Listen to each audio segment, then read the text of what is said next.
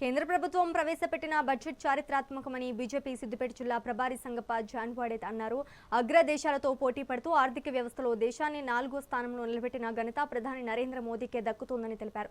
ఈ బడ్జెట్లో ముఖ్యంగా రైతులకు, మహిళలకు, చిరు వ్యాపారులకు, పారిశ్రామికవేత్తలకు ఎంతో మేలు జరిగే విధంగా ఉందన్నారు. సిద్దిపేట జిల్లా కేంద్రంలోని ప్రెస్ క్లబ్లో పట్టణ అధ్యక్షుడు బాసంగారి వెంకట్ ఏర్పాటు చేసిన సమావేశంలో పాల్గొన్నారు. బడ్జెట్లో తెలంగాణ రాష్ట్రానికి అత్యంత ప్రాధాన్యత ఇచ్చే విధంగా 3 హైస్పీడ్ రైళ్లను ప్రారంభించినట్లు తెలిపారు.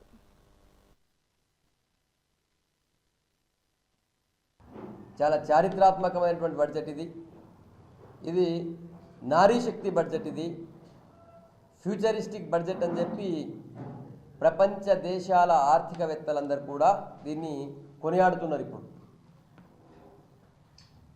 గతంలో యూపీఏ గవర్నమెంట్ కానీ డైరెక్ట్గా కాంగ్రెస్ అధికారం ఉన్నటువంటి టైంలో కానీ కేవలం ఓట్ల కోసం మాత్రమే ప్రజలకు ఆశలు పెట్టి బిస్కెట్ వేసే విధంగా బడ్జెట్ ఉండేది.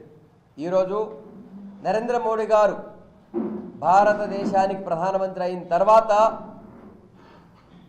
భారతదేశ ఆర్థిక స్వరూపాన్నే మార్చేశారు.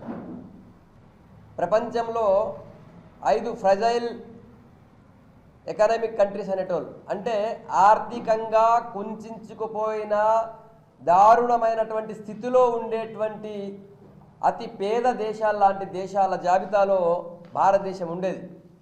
నేడు ప్రపంచ ఆర్థిక దేశాల్లో, ప్రపంచ ఆర్థిక వ్యవస్థల్లో 4వ స్థానంలో ఉన్నాం.